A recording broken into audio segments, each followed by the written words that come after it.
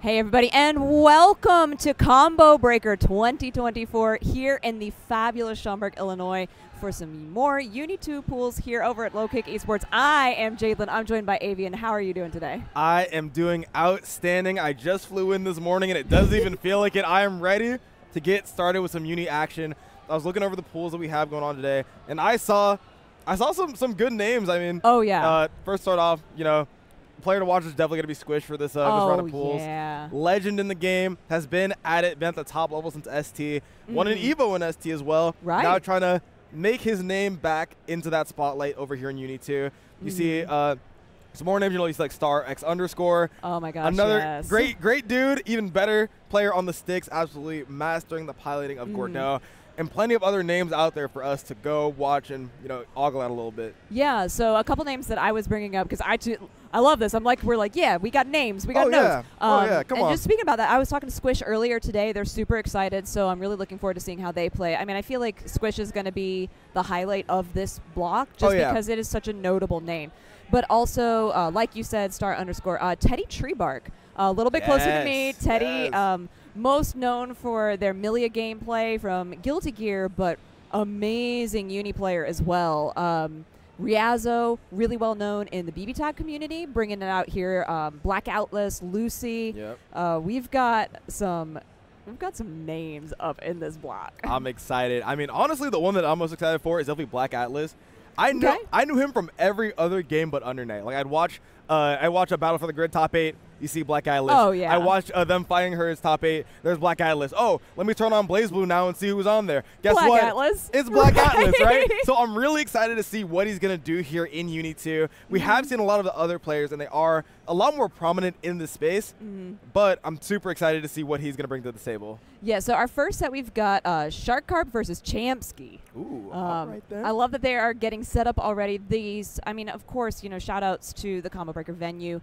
So well spaced. You can really see how much, you know, there's space for pools, there's space for streams. Yep. Really, really good stuff. So we're going to get in there pretty shortly here. Character select is always a really fun part. Yeah, immediate RYER. Oh yeah, like so not even gonna tease anything. No. Give us no sort of hetitation there. Immediately on the RYER. And I feel like we kind of have to talk about RYER because I feel like a lot of the Uni community has seen this already, but a tier list came out from Japan that put RYER on top. And there's been a lot of very notable NA-based players who've been messing around with the character, trying to figure out what she's about. Because when one region puts a character up that high, you gotta dive in and figure out what she's about. I was talking to Akini yesterday about it because she's like, yeah, I'm playing around with RYER, and talking to her about, you know, how she was doing things like that. Of course, you know, now we don't have that. We've got Kuon and Yuzu. There we go. Yuzu, woo! Yeah, two fun characters to watch. I feel like it's very funny, though. They do tend to play a very similar game, at least when it comes to that neutral. They want to set it full screen, throw stuff at you, and then take advantage of that first hit. So whoever gets that first one, we're going to be looking at a snowball fight. Yeah, I like the idea from SHARPKARP. A lot of the times that laser will win round start, but just out of range. CHAMPSKY did get a hit in. Yeah, trying with the 6-6C, or the 6C, excuse me, as well from Kuon to get that out. But now, once CHAMPSKY gets in, yeah, I like the idea of the flash kick there from the Kuon, but unfortunately it was just right out of range, and now CHAMPSKY is in there. Yeah, it's like, I mean, CHAMPSKY has already just shown so much in terms of flash. The pan of brilliance goes there with the throw. He's going to close out the first round incredibly quick from CHAMPSKY. Now with a little bite back from SHARPKARP, but they're going to need to show something else if they want to take some rounds here. Definitely. This is crazy times already. Uh-oh. Here comes SHARPKARP, goes in with a throw. A grid break is on the table. You're going to have to hold that Oxygen Orb with no remorse, but CHAMPSKY's going to get a great match out and get something started of their own here. I like the ideas that CHAMPSKY has here. Okay, that overhead with the teleport was really nicely done from SHARPKARP. Oh, unfortunately drops the combo. They did continue it, though, with that quarter forward. I'm sorry, with the DPB to come out and close the distance. Once again, the overhead mixing up. CHAMPSKY is not expecting the teleport. I like this idea. This is really strong. Much better round for SHARPKARP this time. Yeah, it's like I said, both of these players really are going to try and sit there on that full screen game, but with so much changes of the tempo, you're not expecting that, and you get caught off guard there like SHARPKARP was able to do. Yeah. Back into the corner now, though, by CHAMPSKY, and it gets a great match out. He's going to get a nice corner kill here. There's the combo. That was great. You were able to get that off the wall hit with the DPP. That was excellently done. Opening, it's like I will say though, SHARPKARP needs to keep things a little tighter. We are opening up some fuzzy timings here. Agreed. And it's going to allow CHAMPSKY to get something started, but SHARPKARP is going to shut it down immediately. That 6-6C coming out of SHARPKARP, being able to use it as the overhead. Oh, that's a little scrambly, but I like the teleport once again. SHARPKARP, that first round looking kind of shady, but after that was able to make great adjustments, and then we're right back in. They said, rematch me, bro. Absolutely. It's like, you got to get right back in there. I feel like neither of these players really needed to take a deep breath. A lot of them, they just keep on running their gameplay, and good things are going to start happening, like you see here from CHAMPSKY, but an incredible reversal here from SHARPKARP. An immediate fight back from CHAMPSKY once again. Yeah, so Yuzu, being such a fast character, is able to punish so well any of the things that Kuon does in the air, since he can't do anything after he's put out both of those air moves. He's got to be careful with that, and now getting crossed up by CHAMPSKY. I'm liking that, utilizing the teleports and SHARPKARP utilizing the flash kick, trying to get some sort of advantage going here. Slight life disadvantage, but if they're able to hold onto the cycle, we can make some magic happen. Definitely. Okay, 200 EXS inside the CHAMPSKY. Are you going to use it or save it for the next round? Oh, I felt like that could have done so well. Yeah, I think you just got to save it, especially if you're confident like CHAMPSKY, able to take the round once again and have a nice little mirror advantage to say. Little is going to be the big word there. That shield was really suspect. I was worried that was going to be a great break for SHARPKARP, but it ended up working out fine. Teleport overhead is still working out and paying off dividends for SHARPKARP. Going to be able to get this corner combo set up with the ring, the low. Not really. I like the FD sort of fake out fly. This is a great change up to the pressure. Like he's tightening stuff up, just like you said, Avian. Yeah, you got to really make sure, especially on SHARPKARP, on Kuon here, you have a bit of the better tools to try and deal with that close range game. So you have to make sure that you are pushing that advantage as much as you can. As you see here, it's looking absolutely relentless here for SHARPKARP, but what's his throw tech going to do? Okay, we're going to use the EX flash kick to break the pressure. Oh, that 3C was very scary, but overhead side switch.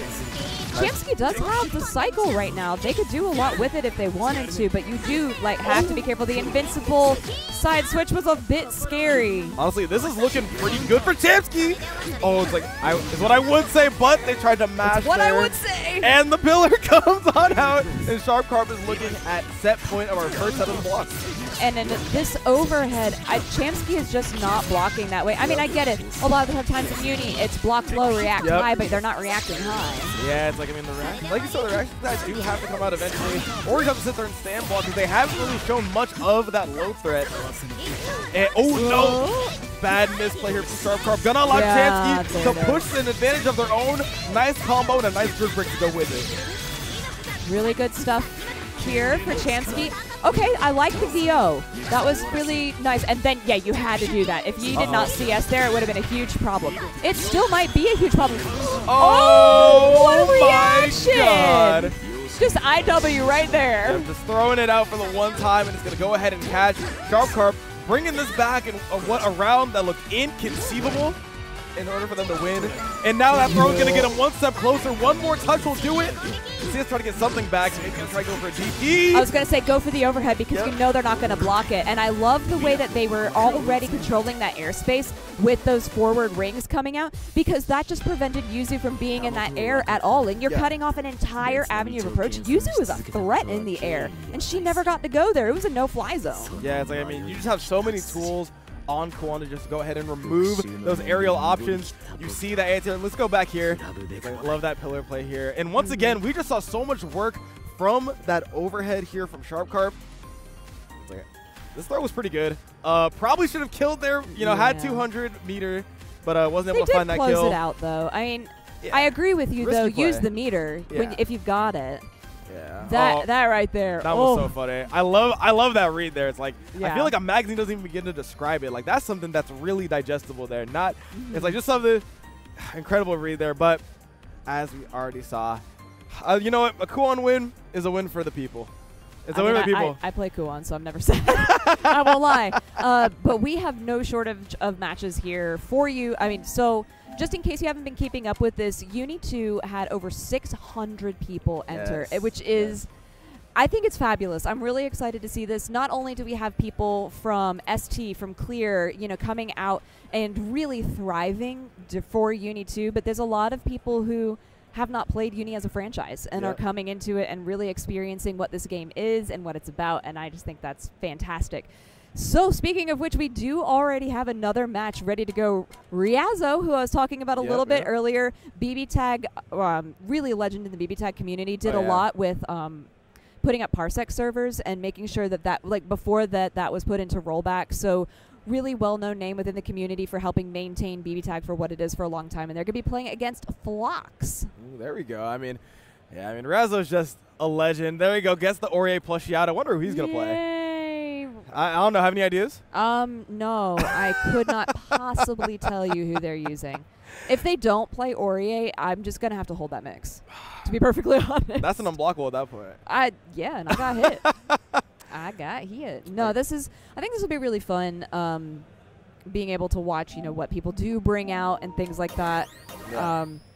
And then at the bottom, too, you can also see all of our fabulous sponsors. We have several different world tours that are going to be here, this weekend. And then our sponsors, you saw them, Palm Wonderful, the Yeti. We've got Gaming Generations here as well. If you've never been to, there's more, Victrix, Hitbox, Conga, Paradise Arcade, Controller Chaos, the one, the only Popcorn Baron. I had my first run-in with the Baron, my first conquest after Frosty Fastings this year, and I gotta say, good lord, it was something different. It's life-changing. I couldn't believe it. I was like, there's no way that as a community we're having on popcorn this much. And yet. And it was ridiculous. I mean, I see Chipotle. Gotta give a personal shout out to my love, the Chicken Al Pastor. I gotta say, not the biggest Chipotle eater, especially in California, with plenty of Mexican food to go around. But the minute that the Chicken Al Pastor comes every single time, I'm in Chipotle #1 customer, I'm telling you. It's great. Also, I did say Palm Wonderful. I meant Wonderful Pistachios. Apologies. Do want to make sure that we get that correction. But 100%. Getting right into it now. Just, again, great to have all of these people here. It's going to be awesome. And it is Kuon versus Aurier. We do have an Aurier, so we finally get to talk about all of our fabulous Aurier things. So things to definitely keep in mind. You've got to watch out for that Divine Thrust. It's a fantastic move. And, of course, Thanatos is a huge thing. There it was open with Divine Thrust, but there is the lasers that are going to just do so well. And the overhead mix from RYAZO, I see it. Man, honestly, I love seeing what other players bring to the table when it comes to Uni 2. It feels like Uni is definitely the fighting game player's fighting game. People can come from all disciplines, all different walks of their fighting game journey, and bring something new to the table that advances the meta of the game. So I'm curious to see what RYAZO is able to bring to that. As am I. I like the opening for RYAZO, but I'm a little bit concerned as we continue to get through this. That's when you have the EX wheel out like that, it's actually really easy to get the grab. But then you're going to have the reversal coming out from FLOX. And I have to block that entire thing because Thanatos is going to be able to close the distance so nicely. Yeah, there's another one. Divine Thrust, what did I say? It's ridiculous. I mean, that move has been terrorizing people ever since its inception, especially utilizing it and coupling it with the CS. Just makes it an absolute menace to the neutral game and a menace on the conversion game as well. But RYAZO's trying to shut down that immediately. Just put on a bit of pressure here with this Akiha orb. And maybe going to try and get a little bit of stagger pressure. Get him to mash right there. Immediately, just going to go reset right back into the pressure. Nice stuff. Yeah, really forcing FLOX to block consistently. But the thing is with all of that blocking, I was going to say, FLOX is winning the cycle. And that's going to do a lot for their meter. But not if you get hit by that 2B. Oh my goodness. Yeah, your defense has to be tight, but it has to be so tight that you aren't getting caught by any stray hits. Getting hit by anything in Uni can turn the tide of a cycle and an instance, and RYAZO was able to take great advantage of that and close out that round. Something that's really interesting that we're seeing consistent with our Kuons is they're not letting the air be a place where these characters can be. They're using that air wheel, that 214B, to just totally take off the air. Oh, I really wanted that overhead to work for FLOX. Oh, man. I got to say, though, I am wondering, it's like just a bit of that player expression. You see, as you said, the playstyles do have semblances of one another. We see that RYAZO and our last one were able to both go ahead and take that aggressive approach to the character as they try and close us out with the EX wheel. There should be enough damage, but drops the combo. Has to get one more touch to close it out. Will they get it, or will FLOX find their way out? Ooh, Okay, the Veil Up was very aggressive. It could work out, but you're a sneeze away from death. The Divine Thrust to cover the Thanatos was really nice idea. Unfortunately, you're just way too low life, and you just really didn't have resources at that point. Yeah, it's a tough draw there for FLOX. RYAZO going to go ahead and take game 1, but look at RYAZO. She's vibing. Like, yeah, I feel that. Having a good ass time. I appreciate it. I mean, the thing is like, I feel like when it comes to how people approach these characters, you got to look at it as a matchup versus a player thing. I mean, you know BB Tag better than anybody in this venue. You know how aggressive that game can get. Oh, yeah. And you can see how that approach is taken to how RYAZO is going to approach this character in particular versus more of a matchup thing where, you know, okay, we're both going to try to zip and shoot screen, and inevitably one of us is going to have to go in. Let's make it me, then I can try and close out these things. Yeah, I've actually had the privilege of getting to fight RYAZO a lot, too. RYAZO is a very aggressive player, and you're seeing that now. They do sit and they will be patient if they have to be, but I love the 3C slide in, and then covering with the 6C as well from Kuon going into, you know, your 5C, 4C, 3C, and then with the 6C overhead too. This is clean Kuon gameplay. Oh my goodness, the ankle's getting obliterated by RYAZO. Yeah, so there is a tech point in there. That's the second time we've seen that. Yeah. So RYAZO is aware, but it's just trying to make it difficult. Gold tech as well. Yep, it's like here comes FLOX though. They are going to try to get some started here. No chips damage means you can sit here and block it up for as long as you want. Celestial on the side of FLOX could change the tides here, especially with all these whiffs. Yeah. Yeah, and with that tech.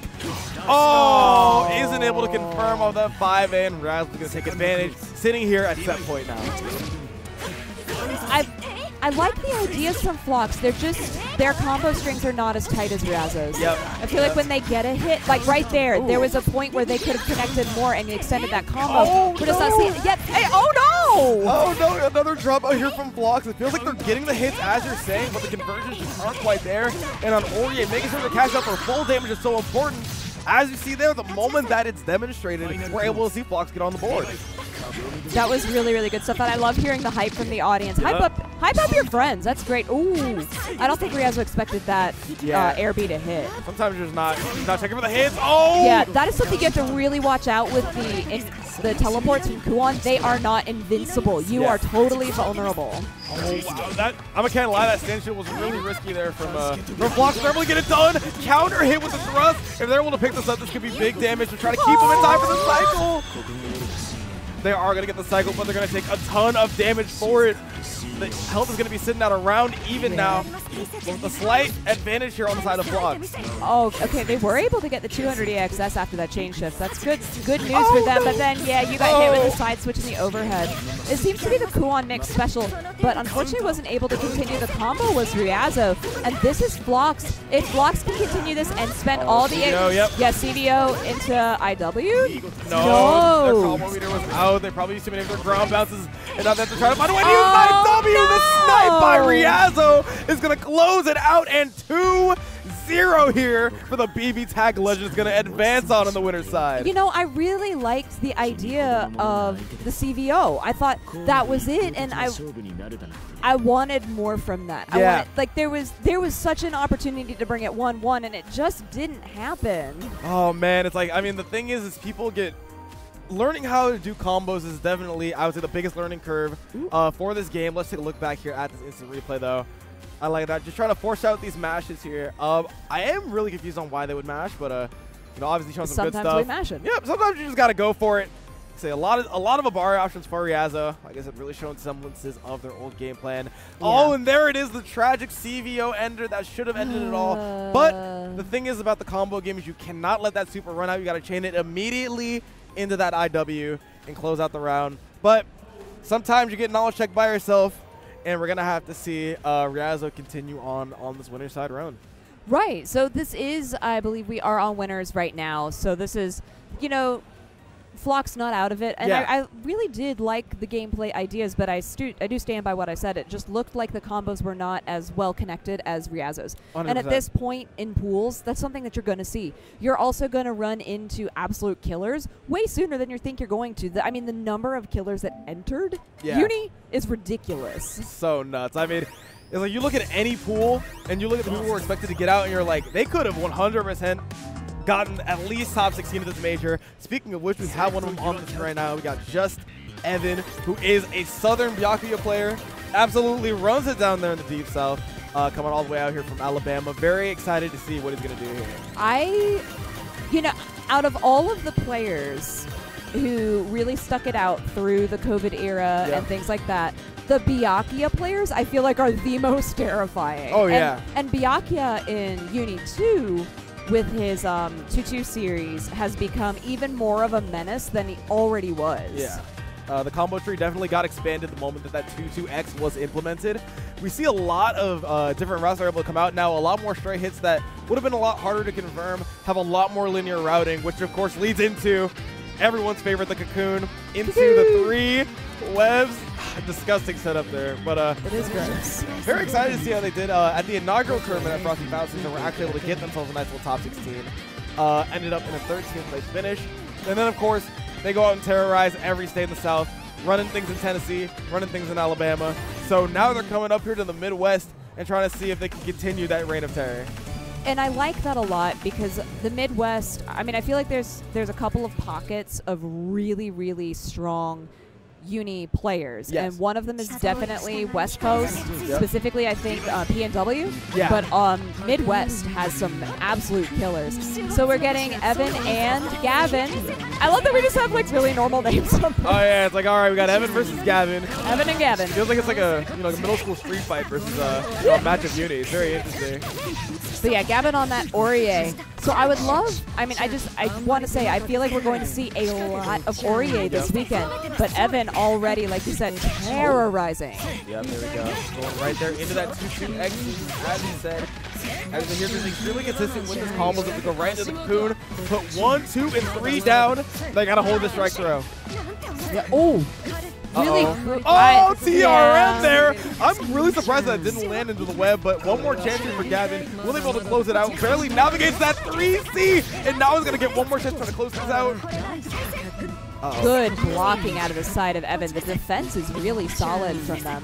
Yeah. I mean, but then we just see Evan here. Oh, there it goes right into the dash B. Yeah, this 6-6B is such a terror on Byakuya. I mean, there's a lot that's a terror on Byakuya, especially like you called out that 3C anti-air.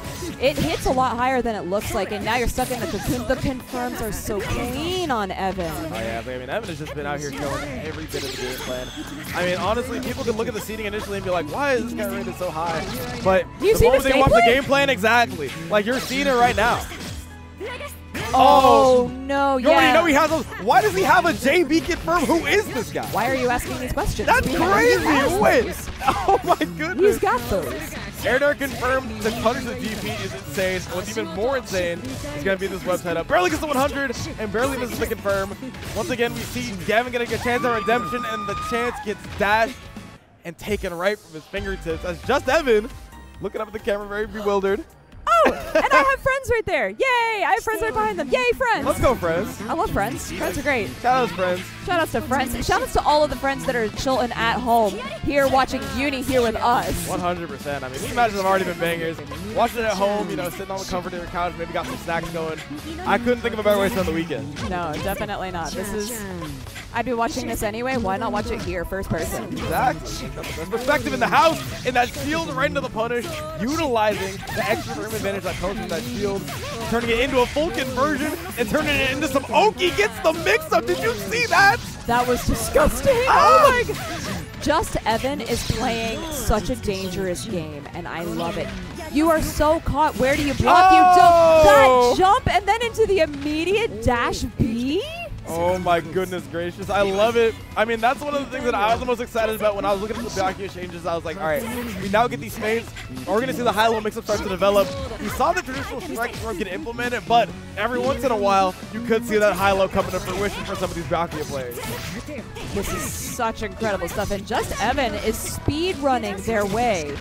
But Gavin getting some good ideas. The Divine Thrust and the immediate chain shift. Yeah, use these grabs too. The thing with RYER's grab is it does knock you back to mid-screen, so you have to be really careful with that. Yeah, it's like staying mid-screen as Byakuya is definitely not one of the things on your to-do list. Has so many good tools like that dash C that are able to pick you up and convert into full combos, convert into some of the most scary Oki in the game. Yeah, he's going to win the cycle too here. Yep. Yeah. He's got so much that he's going to be able to do here. He's got all of the web set. Wow, that what was... is he? And then what a mash out by Evan. I gotta say, one of the many strengths that I see in like the Byakuya hive mind is the ability to press those jabs, but the ability to press those supers from Gavin is gonna net them around here. I really liked that from Gavin, especially because that DP was able to get rid of all of the spider webs, which like just made Evan have to work so much harder. Yep. This is really good showing from Gavin. I like the adjustments that we're seeing, but once again, Evan's defense being able to block the entire thing right through there and back from whence you came. You're going to have to hold this entire mix because it's going to end with a hard knockdown right after this because you get the slump state right here, and then actually going in the grid break. Oh, no. I don't know what Bamas they got down there. I don't know what kind of Orioles they got down there in Alabama, but they are training this man Evan up right. It seems like he has all the answers as we see there with that whip punish. That range! My goodness gracious, knows exactly where and when to snuff out that thrust. Now trying to pick up something here. The sucker pressure. I like that. We're straight into the thrust series. Yeah, nice tech. Really immediately done too. Backdash. Green for the pushback. I'm surprised that Evans. I was gonna say he's not punishing with the 6-6C, but really being careful. Oh my gosh, this is so tense. Oh, that conversion could have been it. Jumps over the 6-6C and barely catches him on the way out as Evan is able to clip Gavin and move on.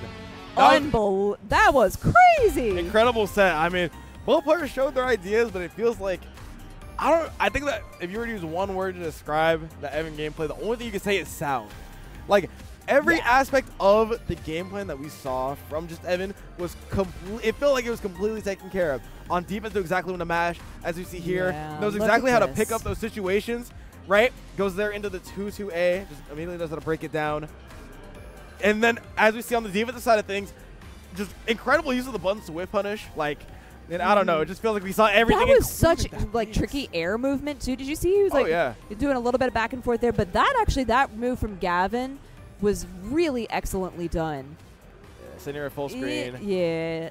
Oh, this was just so tragic here. Like this could have been it, but wasn't able to get that dash. It was the chain shift was really what made it because you had the ability to, I mean, and this is a thing that, you know, you have in multiple French bread games. Yeah. Like, there is a sort of mechanic where it does freeze time. Granted, it's definitely not as long as it is in Melty Blood. Yeah. But that it is in Uni. Uni, it's very quick, but it does, when you do that CS, allow you to see what your opponent is doing. He was able to get grips on the situation so quickly. Like you were saying, I mean, Just Evan, obviously a very well-practiced player, and you could see that in the moment. They're like, okay, you're here, let me go ahead and use my dash B slide, convert, I'm great. I gotta say, moral of the story is definitely support your locals. Like I said, support your locals. This man is traveling, and I feel like the only way that you can get that good in this current day and age is to go ahead and travel like that. We're gonna get our next set of matches here. It's looking like we got PURP versus, what is that, RYER? RYER, I see. Yeah, PURP versus RYER. Going ahead and we are setting our, but look, I love how excited they are. It just it makes me so happy. This is day 1 out of day 3. We have no shortage of games and things going on here at Combo Breaker. Yes, I love Mika, but Mika into Chaos. Chaos, I feel like, really is a knowledge check. Yeah, especially nowadays, you know, definitely with the new changes kind of fell off the face of the earth. Button check. But yeah, it's like, it's like, gotta say shout out to RYER, really big runner of a lot of the online logos we've seen for a lot of anime games, and now is able to come through here and just, you know, show off their own fighting game prowess. Like, listen, I make y'all fight each other. Now what's gonna happen when y'all try and square with me? And we are gonna get that question answered today as we see him on the Chaos here. But on the other side, we got PURPs in here on the Mika, which again, we're looking at knowledge check versus knowledge check. Yes, definitely. Now, Mika, though, I still feel like is a relatively popular character. Oh, yeah. I mean, she's got great stuff, but with Chaos in general, you have to know when Ozzy is active and when Ozzy is not. Oh, yeah. I mean, that's the thing is, I love it. Like, with Ozzy active, you get a very rare occurrence in Uni, which is left-right mix. Because of the cross-up protection system in this game, you don't really see too many left-rights, but Chaos is able to bring that to the table with his dodge. Yeah. But now, though, you know, Dog is out of here, and we're able to see Perp really do what Mika does best. I like the veil off, though. I think that was a really great decision. Now puts Ozzy back onto the table and able to get this incredible combo. Oh, my goodness. You're going to see parts of the screen you didn't even know existed. Oh, and, yeah, that's going to clean it up. RYER, very, very clean. Yeah, RYER, I mean, honestly, I was kind of expecting him to be really clean here. I am excited to see Perp, though. I feel like when you don't really know a name, it kind of brings a lot to the table in terms of, all right, like what are you going to show me? Definitely. It's one of the things that I really like about pools. Yeah. Because you don't know what you're going to get sometimes, and sometimes you get really surprised. I like the ideas from Perp, but RYER, like you said, well practiced.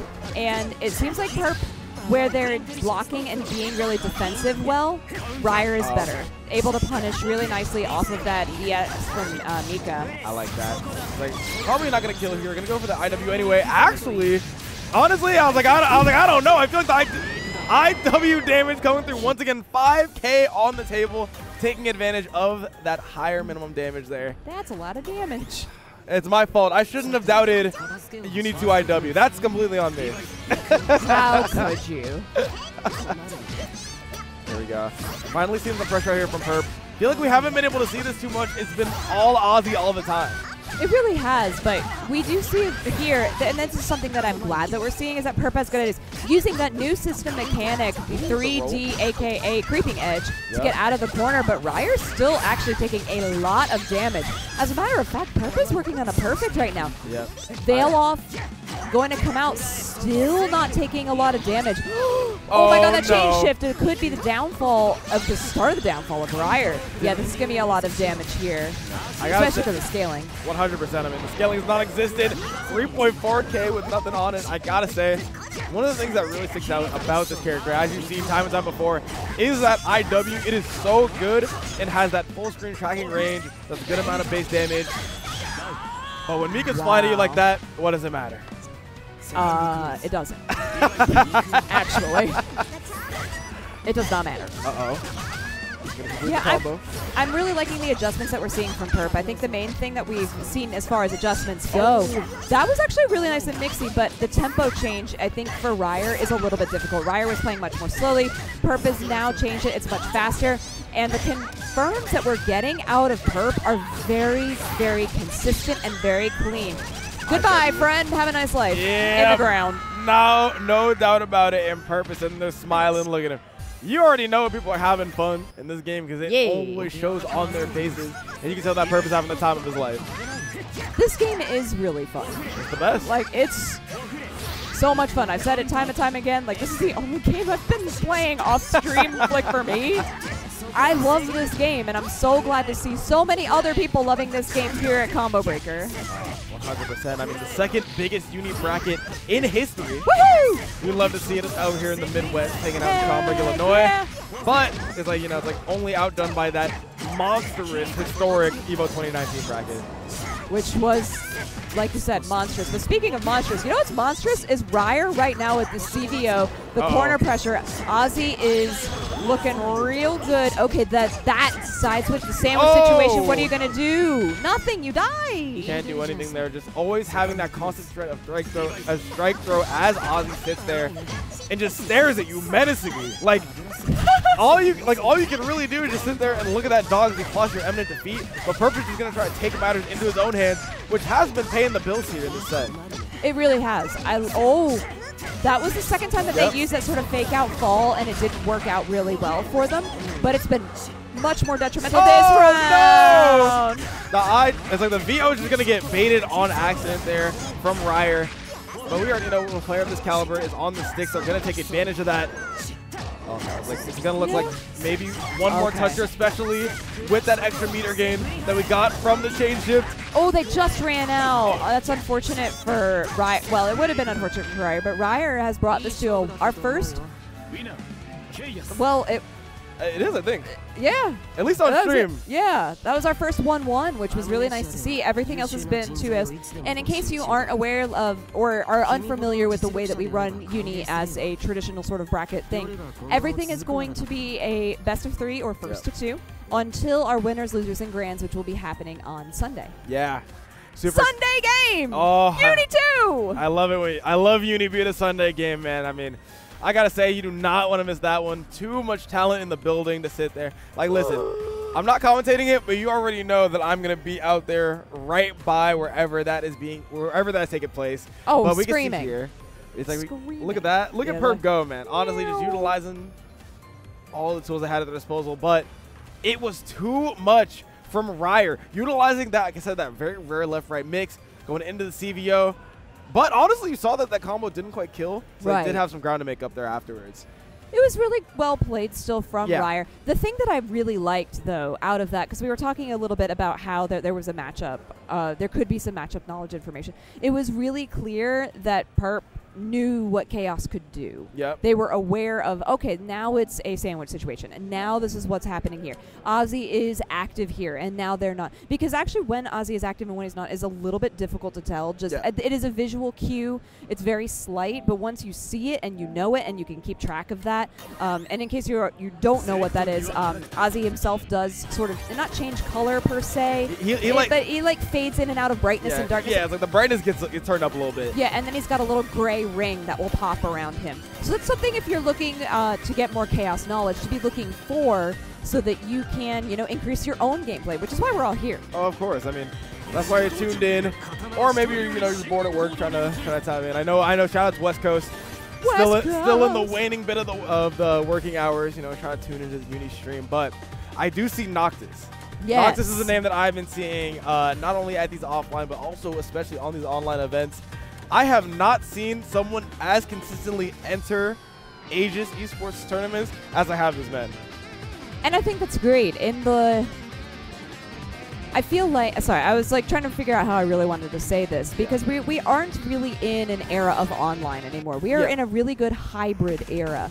Offline is thriving, but online is still making a massive splash, and it's allowing people who don't get to come out to a lot of different things, or maybe they don't have a local scene that is as local as they'd like it to thrive, and I think that's so fantastic. So we are going to get Akatsuki into Gordo. Gordo, extremely popular character, especially with that mirror match that we had, Gordo Grand Finals at EVO Japan. Oh man, I mean, no one was expecting that, and of course, all of the Gordo players, especially in NA, were sitting there covering their ears, shouting la la la, trying not to let the reality sink in. But we see that it's like, how do you say it? Phil MIANUS? Phil MIANUS? I see. Havard. All right, got it. Oh, it's Havard. Okay. I was going to say, I'm like, I am 99% sure I know who this is. Sometimes uni players love to enter under other names. So this is Havard on this Akatsuki. Akatsuki, a really interesting addition to this cast, obviously coming from a different franchise, Akatsuki Blitzkampf. Yep. But a lot of people have found some really great success with him. Once he gets in, and sometimes once you have the mix, you're just in huge trouble. Oh. But Noctic's doing a great job trying not to let that happen. Woo, what a VO. Yeah, I like that VO out there from Noctis. Gonna try to utilize those plus frames. Now, just running up and throwing them. Now, the thing about Gordo is he has one of the more potent throws in the corners. He's going to utilize that, go straight into the IW, put on 4K damage off of a throw. Yep. No wonder this character won EVO Japan. I mean, come on. It's like, come on. Yeah. Havard doing a really good job blocking there, was able to just keep Akatsuki out. Yeah, what a nice hit, though. Wasn't able to confirm much off of that. Trying to use the kicks there, and then the EX Fireball from Havard to try and get more damage. He did win the cycle. Oh my goodness. The defensive decision making from Noctis has been incredible. We're seeing so many really good shields, so many really good options. This feels like he is inside Havard's head the moment he wants to do anything. It's going to be a really hard man to stop on the defensive side of things. Yeah, we do get the electric, I like to call that the electric hedgehog, but the thing with Akatsuki is his moves, there's only so many ways you can mix them up. Yeah. And once you really feel like you've broken a part of that offense, you can do what Noctis is doing right now and just start running your own offense and break it up. And then, because Akatsuki also doesn't have a ton of long-range options, he's got great gap closers, but he only has that fireball. And now Noctis is seeing that the high-low is disgusting with that 3C slide to connect the combo. I love that. Just the options you have off of the sim. Bye-bye. So much damage. Like, you already know this is going to kill. See ya. 5K damage once again. It's like I just can't stop reiterating the damage numbers. The Noctis cheering squad is in full effect. Yeah. I love it. Like I hope said, you guys can hear that. yeah, it's like if you can't, you can definitely feel the energy through the stream. It's like I know we definitely have those cameras that are pointing out to the crowd, but we have some to point out to our players as well. Gonna get this kicked off here. Woo! Game number Kicked 1. off literally. Yeah, kicked off in the most literal terms of it. Havard is gonna get things started here. Chases the roll here from Noctis, but Noctis is gonna strike back. This is a very clean combo that we've seen several times now from Noctis, and it does a significant bit of damage. It wasn't able to get the last bit because Havard was able to tech out of there. Yep. Okay, chain shift kept that a little bit safer, but the Justo! Yeah, Getting a little bit more damage here. And the stagger pressure. That's the classic from McCoskey. Like you said, doesn't have very many options, but those options can be out here sometimes. You know, maybe think you're going to go up and throw, and are able to utilize that by throwing just another 5-day. Just one more will do. Nice tech hit on that one. Ooh, I'm not really sure what Noctis was going for, but it did not work. Yeah, just a clash right afterwards. That's going to do it for Havard for that round. Running right into the B-Tatsu. Uni Classic. We've been out here for a while running into that B-Tatsu. But now we see that Phil. It's like, Havard has him right into the corner. The tech from Noctis going to love him. Gets them off and started of their own, especially with that combo starter. Yeah, the 3C can be a little bit risky out of Gordeau, but the way that Noctis is covering it is doing a really great job here. I'm expecting, I was expecting CS because he's about to lose a cycle, and that's exactly what happened. And then a VO that is going to counter the grab from Havard. It's like now sitting here, could be on a grid lead soon enough, but you got to get something going here. A good steal from Havard means that they're going to win it, and win it with ease. Immediate change shift and plenty of meter on the side of Havard trying to close this out. Just throw him. That is, see the thing with that throw too, is that now he's got the corner advantage, and he's going to be able to get, Gordeau's quarter combos are very scary. He was also able to steal a little grid as well. Yep. Gordeau has the very unique property of being just as scary on strike as he is on throw in the corner. Yes. As you've seen, especially when they're able to get some meter dump going. Plenty of damage on either side of that strike throw coin flip. We're right into the smart serve here. Trying to get a little bit more of that offense started. A punish on the throw from Havard. Nice side switch. And now it's their advantage, Dave. Oh, I like the idea, yeah. The fake out into the throw looking really, really good for Havard. So that fireball also scoots Akatsuki back a little bit, so now he's got to close the distance again. Tech hit coming out, and Celestial on the board for Noctis. That's 20% more damage if he gets the opportunity to use it. Honestly, even regardless of the damage, just denying the cycle for Havard is going to be more than enough here. Goes for the chain shift! It goes for the instant air reaper, like, oh my goodness gracious. That should be more than enough to close it out. Goes into the EXDP, and then we're looking at our breadsticks here on the board. I like breadsticks. I do too. It's about that dinner time too, so. We are in the second home of Italian food, so I need to go pick some of those up. Yes. There's a lot of really good food around here, and you can see everybody in the background. And this is only one of many. This is the main ballroom, but one of many ballrooms that we have here set up. All In Together, which is our community tournaments, is set up across the hall. We have an arcade, which has some very special cabinets in there. If you haven't heard, 2XKO does have some cabinets here. Very excited about that. A lot of really great event space here, especially our mystery tournament has a great space as well upstairs. I am so excited to watch that. I'm going to be watching the stream when I can. I'm going to be watching it live when I can. Mystery Tournament is always so fun. A Midwest Classic. Another Midwest Classic, and definitely Noctis coming here. Whooping some tail over here. Gets the throw on the counter from Havard. And we are looking at a perfect if they elect to choose a meter to try to close this thing out. No scaling. Unfortunate. But it doesn't matter. The grid break at the very end. It wasn't like Havard had a lot that they were going to be able to do. I've seen comebacks like that before, but Noctis was really clean on that entire round. Oh yeah, Noctis was showing no sort of errors there. There was no point to even exploit anything to try to make that comeback happen. Especially, reacting to that green shield gives you a semblance of confidence as well. This is a great round for Havard, though. Was able to waste that entire VO. The Creeping Edge was able to get Noctis out, and this could be a good start for them. I think so as well. They're going to get the cycle back in a minute. Right. Okay, but the reverse grab and then CS, though, there was an immediate CS. I mean, it was a lot of grid, but you could see sort of what Havard was doing. Oh! The 2A low. They always forget, but sometimes you just get caught stand shielded, not in your head. This man Havard is locked in, and Noctis is going to try to deny this reverse comeback here. Woo! Havard. The round background goes for the risky VO. The crowd goes wild, and Havard goes wild on this combo. Gonna push him all the way to the corner with the smarts here. Gonna go with the IW. Plenty of damage on the board, and a great advantage for Havard. You know, sometimes you smart steer and it works, and that was one of those times. Oh my goodness gracious, and now Noctis is on the back foot for the first time this set. Oh my goodness. Run up throw, good tech though from Havard. I was worried about it. It could have been a grid break for how long they were holding shield, but it does not matter. Is able to capitalize off of that little side switch in the air. And then, oh god, change shift recover. What's going to happen? Oh, I'm actually so scared. Grab him. Shield speeds on too. And gets the green zone, what does it matter? Goes for the guard cancel. Oh, good tech on the throw here. Noctis has one more chance to get it done. Goes for the throw. Gonna get that corner combo once again.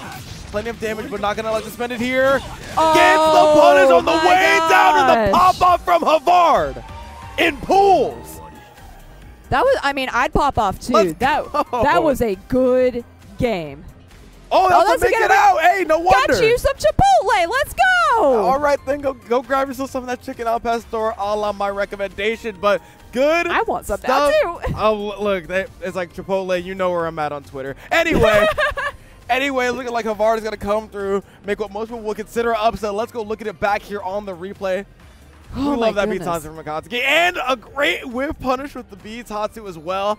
You could tell that you could tell that Havard was just really locked in the entire time. But of course, can't discount the effort from Noctis as they were able to go ahead and just get all of their confirms, finish all of their plays like it's Thanksgiving dinner, and just close out a game of their own. They were able to put so much damage onto the board every time that they got a touch. Yes, that's something we talk about a lot. Like, the more that you can do damage-wise against a character is going to guarantee that you are most likely going to win that round. Do more with less hits. Yep. And Noctis was able to do that every time, but really where I felt like Havard was shining was the fact that they were able to slide just like that in and out of system mechanics.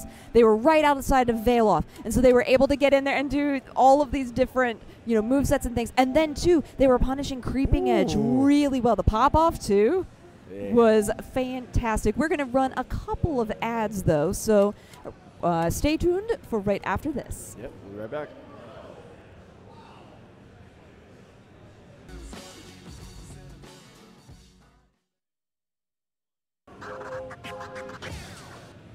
Welcome back, everybody. I hope that you enjoyed your break. We are back with even more uni action. I am Avian. I am here with the legend, Caitlin, and we are ready to get things kicked off here with what is looking like a banger of a match between, it's like, let's see, we've got, I see Tabby. This is Squish and Tabby. Yep, I see Tabby. I see Squish. And Tabby. This is legendary. Okay, so Tabby, oh, look, so Squish, we already said, Evo champ, you know, just doing really great. I got to talk to Squish a little bit earlier. Phenomenal person. Yep. Just happy to be back, happy to be out. And of course we have Tabby, PNW's own wonderful commentator extraordinaire and and you know, friend of mine. I mean, I hate this because I love both of these players. I love both of these people. We're gonna be so biased. We're gonna become unbiased. I'm just going to be biased in both directions. I'm really excited to see both of them play. And so round start the exact same idea. Squish on the Akatsuki, kind of what we expected. Tabby on Wagner, the Midwest Coast Tabby. Yeah, it's like Midwest Coast. We love to see it. Shout out to Oregon. I know Oregon's all watching at home for their favorite commentator. Squish needs no introduction. Arizona's very own Evo champion hits him with the stagger pressure, and now Tabby's going to find themselves on the ropes here in this first round.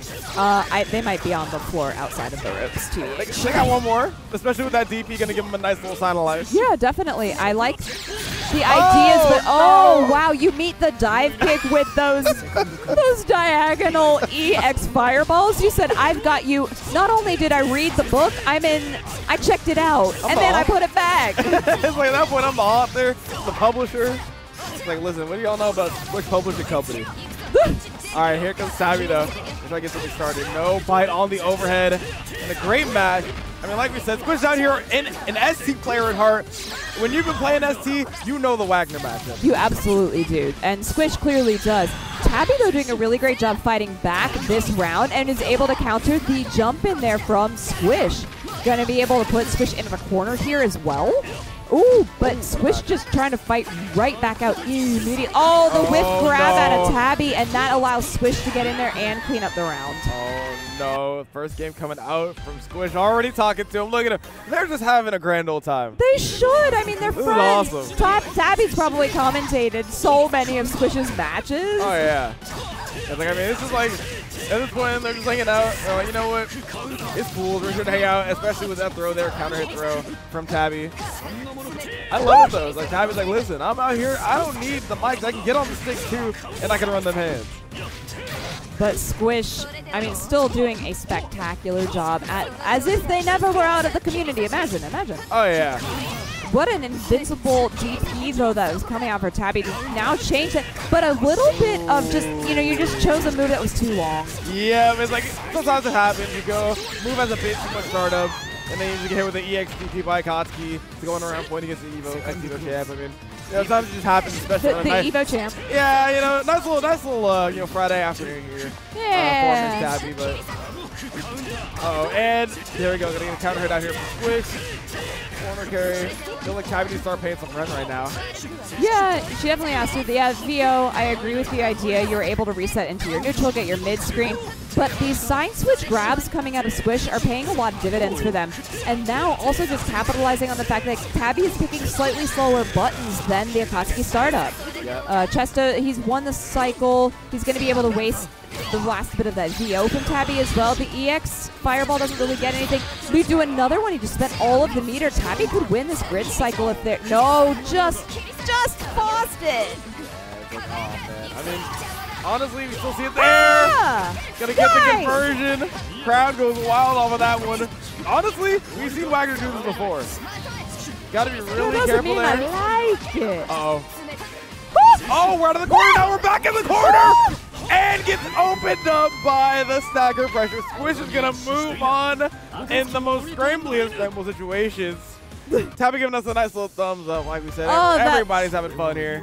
That leapfrog when it was just, I'm in the corner, you're in the corner, I'm in the corner, you're in the. I was stressed. I was like, oh, I was so no. stressed. I didn't know who was winning or losing, or I just, it was a lot, and it was really well executed on the side of Squish to be able to secure their space moving on the winner side of this bracket. And speaking of winners, we have after this, we have Sparks21 versus Star_, somebody else that we've talked a lot about, somebody that we were highlighting in the beginning of this. Star made a huge name for themselves in Melty Blood, did a great, I mean, granted, of course, you know, has made a name for themselves in other games, but really shot to stardom, I feel like, in those years where Melty was, you know, the primary French bred game.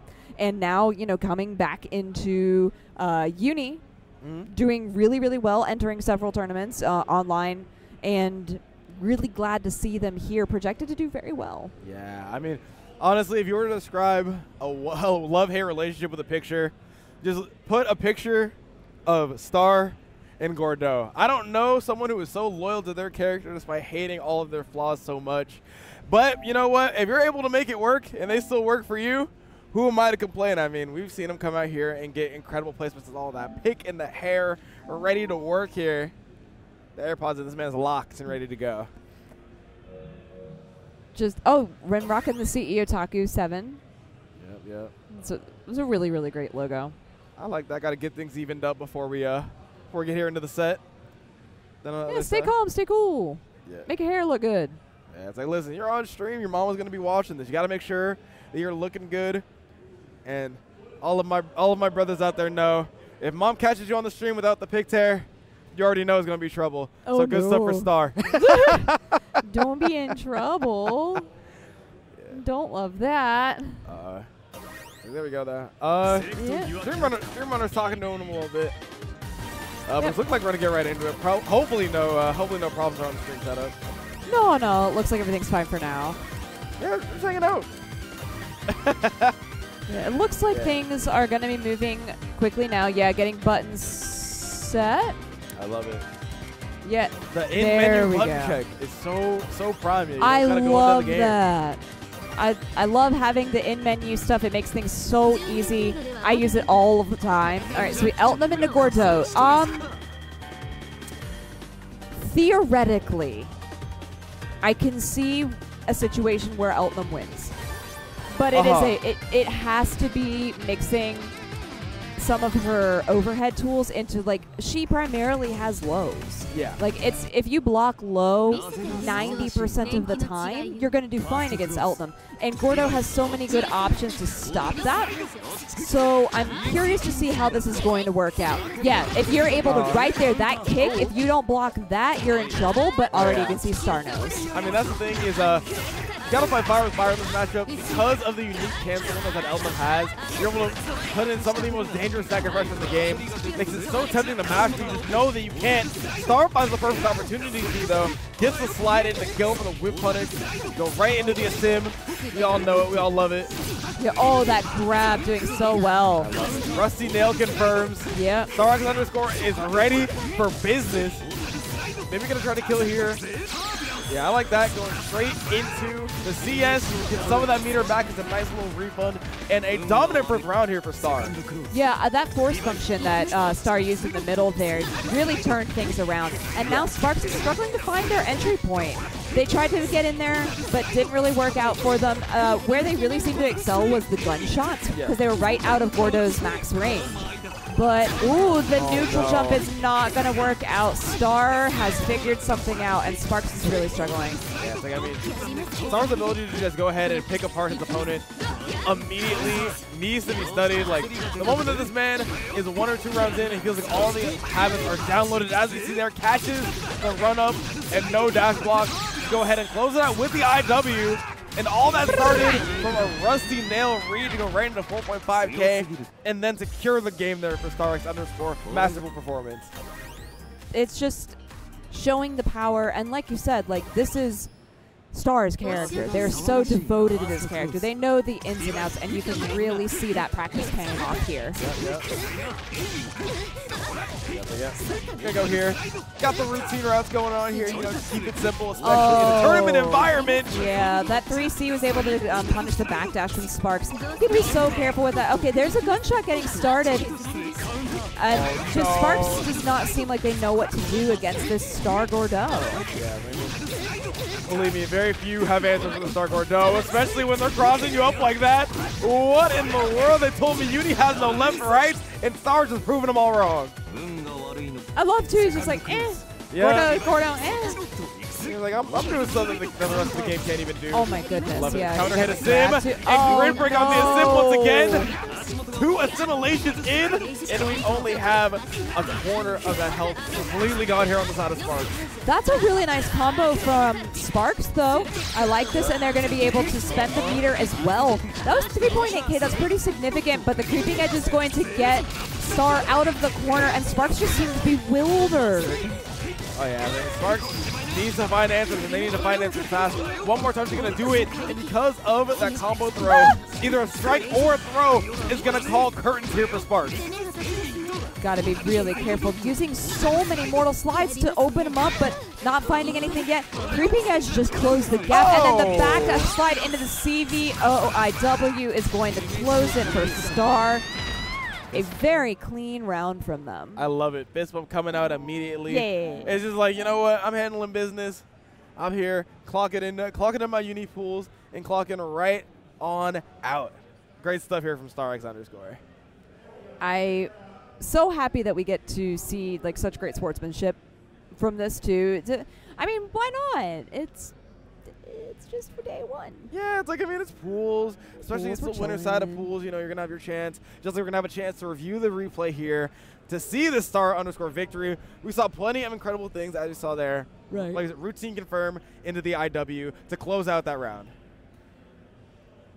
Look at this too. So this was our final game, or the final game of the round that we just had.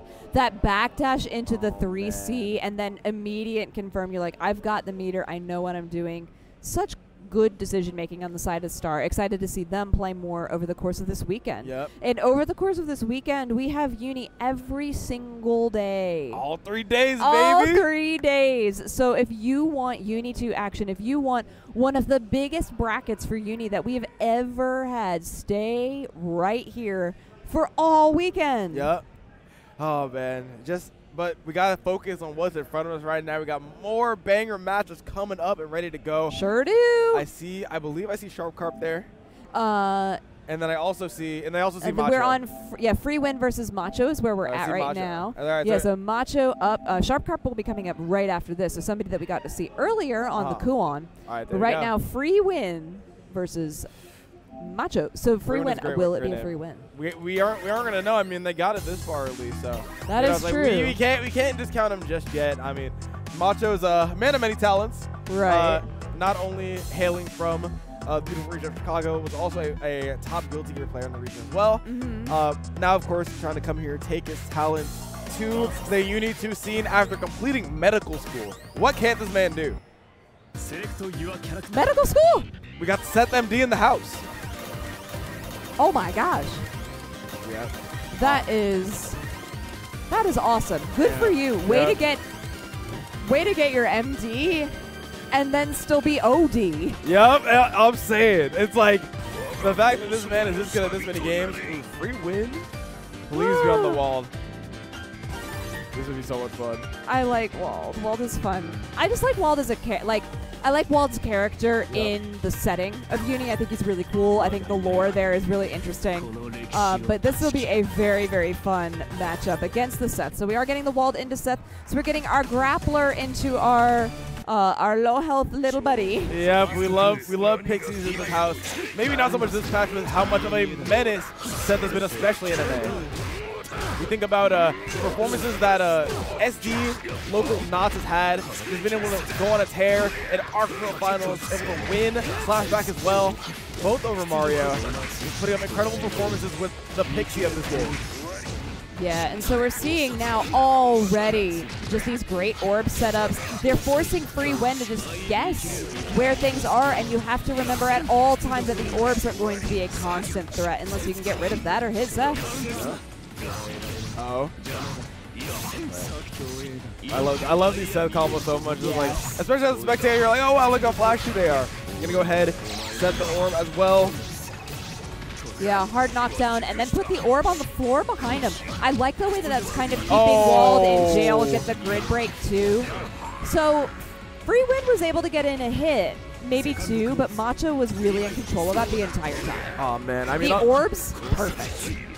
On Wald, you need to have that one touch be your last. You do not give very many chances to get anything going with this character. So when you get started like right here, you need to be able to make it, able to make it count. So that was counting. Yeah, okay, I like to call it like slide head, but for this game. Yep. And it does a little bit of damage, but Macho is in there now. Is going to get a hard knockdown at the end of this combo. The orb right on top of Free Win. Free Win tries to slash it away, and it does get out. But that actually allowed, because Macho was so far away, to get in there and start this next combo. Uh-oh. Yeah, so here we go. Going to set the orb on him once again. The mix-up is so potent here. The strike throw is on the table, or he can just go or what looks like cross-ups, but it's honestly feeling like he is just getting all up in Free Win's head right now. Cool, calm, and collected is Macho as he takes that first game. Yeah, very cool. Look at that shirt, too. Like, this is a very cooling shirt. It's linen, looking really sharp. I'm going to need the ID on that. I kind of love it. I'm not going to lie to you. But also clean are the combo breaker hoodies I'm seeing this year, too. My God. Yeah. Be sure to check out the merch store if you're here. You're watching at home, you know you can order that online. But what you can order online are these friends. I mean, listen to Macho's crowd just go crazy. Anytime anything's happening, you reach Chicago erupting for good reason. Their boy's kind of nice. Certainly is. Macho doing a great job with getting these setups. I feel like Free Win just hasn't gotten the opportunity to do anything because Macho has put them in Seth jail. Oh my God. Honestly, we might need to see a bit more on the defensive side of the ball here from Free Win. You can see a lot of options that are not blocked. And if there's anyone who knows how to punish something like that, it's going to be Macho. Oh my goodness. The aggression coming out of Macho right now, but the grid break from Free Win on the Macho. That could be huge. Uh-oh. Woo! Yeah, so what this is side what are you you want. on? Oh no! This is gonna be exactly what you want if you're free win now. Not only do you have this pixie in the corner, you have plenty of grid to work with. Catcher trying to jump, and catches him once again, gonna utilize that vorpal to get the extra damage. More than enough to kill, unless just drop the combo. The commentator's curse coming out. Is Macho gonna be able to close this one out? We're gonna see here in a second. Oh my god, the immediate go in and then he's just gonna let him die. He's gonna hang himself. No, that's terrible. Oh, I think I hear Gal Steam in the background. I don't know, it's a little faint, but I hear it. Oh no. Oh, and then just jumps on top of him. This is, so we have an IW here. It does a pretty good chunk. 5.2k is a lot, but on an 11.5k character, you have to be so careful. Is Macho going to bring this all the way back? No mistakes allowed for Macho, but Free Win is going to try to not get this close down. Oh no, goes for the veil off. It's out, and one more touch for the player is going to do it. No way. Goes for Oh command my grab, good god. tech. Goes for once again, gets jumped, and Macho's going to take it from behind. What a comeback for Macho, and he is going to go on in the winner's side of the bracket. Oh my gosh, that was such a good game of Uni. My heart stopped for a little bit. I need someone to fill me in on what just happened, because I just witnessed an incredible comeback by the Chicago native. Gonna go ahead and close it out, get the 2-0 sweep. And like I said, those numbers are gonna come in handy there. Let's take a look back here at the replay. Good guard break. This kind of set the tone here. Really knew the options that Free Win wanted, especially on the defensive side of things. But when we talk about reads, there's no one to look to other than a grappler player. Look at this ending, though. The way that Macho was able to get in there. Oh, it was so good. All right, there we go. Free Win. I love that. That was so funny. Look at that. Spending all the meter on the command grabs. We're just having fun out there. And this is where it all started. That whiffed EX move just sealed the deal. It's what I would say, but I feel like you get so many opportunities in Under Night, but you had to be right so many times with your Macho, and that last jump to close it out is all you need. He was right so many times, especially with the way, so Seth is able to manipulate the way that he's in the air very well. Yeah. And that's such an advantage, especially against a character like Wald, who relies somewhat on, you know, grabbing the character for creating that airspace, making sure that you can't like live and thrive up in that area. Yep. And the way, so when Macho went into the back, clung a little bit and was able to hang on right through that second grab. The first one they gold teched, it was gorgeous. The second one they were just like dive kick, and then we're able to just finish it out. Such masterful gameplay. Oh man, but that is going to be Macho moving on. Winner's side of pools, congratulations to them. But we got more matches to get into here. Looking like SHARPKARP is going to make their return against a player who I don't quite recognize, so you need to fill me in. Okay, so this is SHARPKARP. This is versus MIANUS. Yep. I'm actually a little bit unfamiliar with them as well. You know, sometimes that happens. Plenty of surprises then. Honestly, yeah. I love it. Yeah, definitely. So we're going to go back to the Kuon, and we have Carmine. So a lot of people are like, why do you play Kuon if Carmine exists? And both of these characters, I do feel like, have a unique space within Uni. Yep. Carmine, you know, with his force function, who's able to put out those pools and then create a little bit more of a trap situation than Kuon can do. Yes, they both do have zoning tools. Yes, they do have great mid-range normals. But they do have unique mechanics that make them both have great spaces in this game. I mean, I love it. I'm a big fan of Carmine. To the contrary to the opinion of many other people, just brings a lot to the table and a lot of unique gameplay as well. And then we want to talk about unique gameplay. Who else is there to talk about but Kuon? Right. But right now, so SHARPKARP did a great job at the beginning of this round, and these flash kicks are doing very well here. I want to see what they do with those high-lows that they were using so excellently in the first time that we saw them, too. I like that. One of the things that I really appreciate about that Carmine gameplay is that there are so many ways to keep yourself out of that minus frame, or really just making sure that you aren't too bad in disadvantage. SHARPKARP going to go ahead, take the first board though. Not only showing why they're here in the first place. Yeah, I like the run-in with the 2B and then follow up with the 2C. 2C is such a great launcher. It's able to do so much for your combos. There we do have the VO, and that was great because that countered the 6C that was coming out of SHARPKARP. They're coming off now was insane. Yeah, has to find a way to do something with it. Is able to float right above the ice. Is able to float right above the prison. Gonna go right to the 10 base. Spends the meter to try and get that tornado there. Doesn't really get anything, but an overhead coming out of MIAGO. Good hit. Good hit, but the conversion has to be there as well if you want to get something started here. One more touch, gets the incredible jump out, and now we're going to see SHARPKARP in the corner. Okay. To the route. Yeah. Put him right into the prison. That's one. That's two. We get, okay, that's all we're getting there, but it doesn't matter. That actually could be really big. Oh! 3 overheads. Nobody expects a Spanish Inquisition. Oh my goodness. Gonna go over that third overhead there, and that's gonna take it. Now, we love to call that in NorCal whenever Carmine is sitting there at 1 HP, EX Carmine. That man has nothing to lose, able to let specials run and to their heart's everything content. Exactly. It's like any touch is going to do it anyway. Might as well put myself to the point of exhaustion and utilize every special I have in the book. Yeah, that was actually a lot, I think, on the mental for SHARPKARP, because you're not seeing them do as much here. We were able to get the flash kick there, the teleport, and then, oh wow, the float with the overhead is going to do really nicely there, and a grid break on the side of MIANUS. This could be a start of something good, but MIANUS once again showing with these Carmine moves that's putting the wheels out and then throwing his puddles immediately. Now we're all grid broken. Nobody gets grid. No grid for you. Yep. Now we're going to need one more touch here, but goes into what I can consider the patented SHARPKARP. Just goes into the teleport immediately into what I believe is the JB or JK. And it has been doing so much work in all these matches. Oh my god, you round start 3C with a grid break? That's so rude. 3C is super punishable, but when you do that, I don't know. It's like, that's the thing. It's like that's how you know that you're in their head. Because the moment that you are doing things like that, like, all right, I know you're going to low shield, or I know you're going to walk backwards, do something like that, then those reads are going to do more mental damage than they are physically. Definitely. Okay. Oh my goodness, was able to just take over the recovery period for MIANUS and hit him with that 2B. Start you with your round here. Does drop the end of the combo with that quarter forward, but that's okay. Tornado doesn't do anything, and then just a little bit of a hover to get over the side. Yeah. Using the J. Oh, the EX. Yeah. I like that, the EX teleport. Put a hitbox out on the board. You're not going to be doing that teleport for free. And now SHARPKARP is sitting on set point. They're using a lot of the force function version of the laser, which I like because it does recover a little bit faster. But MIANUS does grab them and get the grid break starting here. This could be a really big round for them. They do win the cycle. They have a lot going on. What can you do? Yeah, oh, that fly. Oh, the fly into the dictator slide on that one. Yeah, I mean, you can put puddles out and you can get the tracking there. With the 2-2C. Yeah. I like that. Just put one on the board. Yeah, but then the way, because they were charging so they could get Celestial. I really like the idea. This is going to be a lot of damage out for them.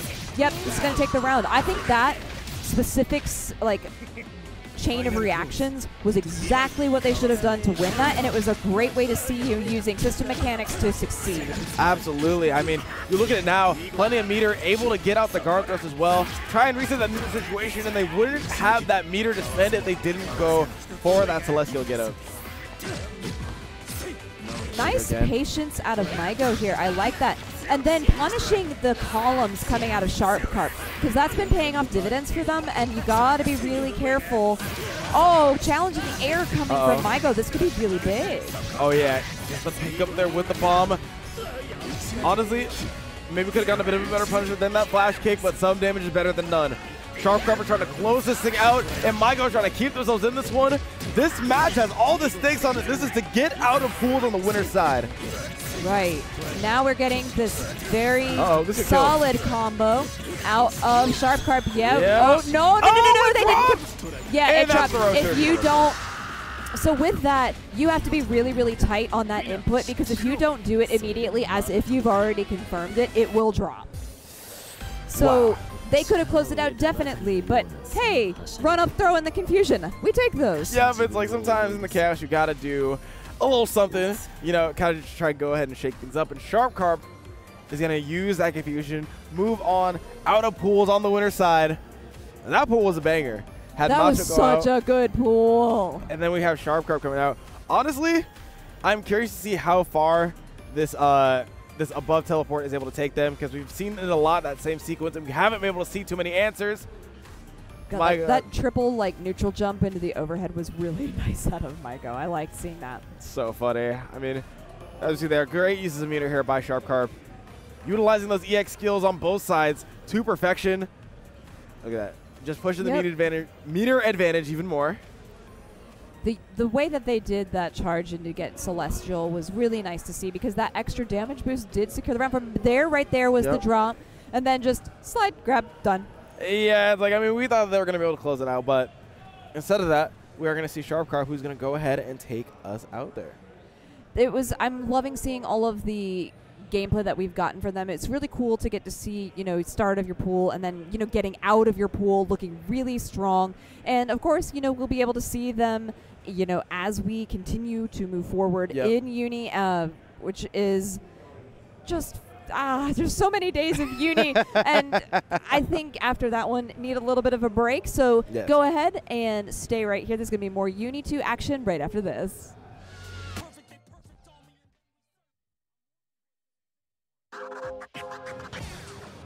Well, it seems you've returned. Welcome back to our lair where we have plenty more uni action for you here today. We have to close out these pools, see who's going to be moving on to day 2 on the winners and the loser side. Jalen, what are these matches looking to stack up to? Oh my gosh. We have so many great matches coming up.